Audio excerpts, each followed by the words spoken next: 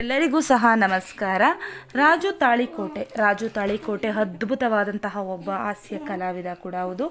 ನಿಜಕ್ಕೂ ಕೂಡ ರಂಗಭೂಮಿಯಲ್ಲಿ ತನ್ನದೇ ಆದಂತಹ ಹೆಸರನ್ನು ಸಂಪಾದಿಸಿದಂತಹ ರಾಜು ತಾಳಿಕೋಟೆ ತುಂಬಾ ಅದ್ಭುತವಾದಂತಹ ನಟ, ಹಾಗೆಯೇ ಒಂದು ಒಳ್ಳೆಯ ಎಂಟರ್ಟೈನರ್ ಆಗಿ ಹೊರಹೊಮ್ಮಿದಂಥವರು.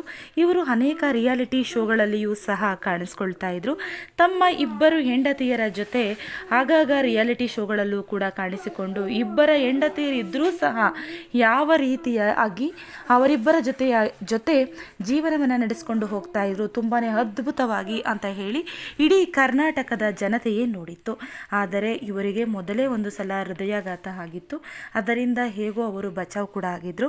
ಈಗ ಸಿನಿಮಾ ಸೆಟ್ನಲ್ಲಿ ಅವರು ಕೆಲಸವನ್ನು ನಿರ್ವಹಿಸುವಾಗ ಅಲ್ಲಿಯೇ ಅವರಿಗೆ ಎದೆ ನೋವು ಕಾಣಿಸ್ಕೊಂಡಿದೆ. ತದನಂತರದಲ್ಲಿ ರಂಗಭೂಮಿಯಲ್ಲಿ ಅಂದರೆ ಅಲ್ಲಿ ಆ ಸಿನಿಮಾದಲ್ಲಿ ಕೆಲಸ ಮಾಡ್ತಿದ್ದಂತಹ ಪ್ರತಿಯೊಬ್ಬರಿಗೂ ಸಹ ಗಾಬರಿಗೆ ಒಳಗಾಗಿ ಅವರು ತಕ್ಷಣವೇ ಹಾಸ್ಪಿಟಲ್ಗೆ ಅಡ್ಮಿಟ್ ಮಾಡ್ತಾರೆ. ನಿನ್ನೆಯಿಂದನೂ ಸಹ ಅವರನ್ನು ಉಳಿಸ್ಕೊಳ್ಳುವಂತಹ ಪ್ರಯತ್ನ ಇದ್ದೇ ಇತ್ತು. ಆದರೆ ದುರದೃಷ್ಟವಶಾತ್ ಅವರು ಇಲ್ಲ ಅಂತಲೇ ಹೇಳ್ಬೋದು. ಈ ರಾಜು ತಾಳಿಕೋಟೆಯವರ ಮಗ ಮಾತನಾಡಿದ್ದಾರೆ. ನಿಜಕ್ಕೂ ಕೂಡ ರಂಗಭೂಮಿ ಅವರಿಗೆ ತುಂಬಾ ದೊಡ್ಡ ಮಟ್ಟದಲ್ಲಿ ಹೆಸರು ತಂದುಕೊಡ್ತು. ರಂಗಭೂಮಿಗೆ ಅವರು ಕೆಲಸವನ್ನು ಮಾಡ್ತಾಯಿದ್ರು. ಆದರೆ ಈ ರೀತಿ ಆಗಿದೆ. ಅವರು ಕೂಡ ತುಂಬಾ ಪ್ರಯತ್ನವನ್ನು ಪಟ್ಟರು. ಆದರೆ ಏನೂ ಕೂಡ ಮಾಡೋದಕ್ಕಾಗಲಿಲ್ಲ ಅಂತ ಹೇಳಿ ತಮ್ಮ ಅಳಲನ್ನು ತೋಡ್ಕೊಂಡಿದ್ದಾರೆ.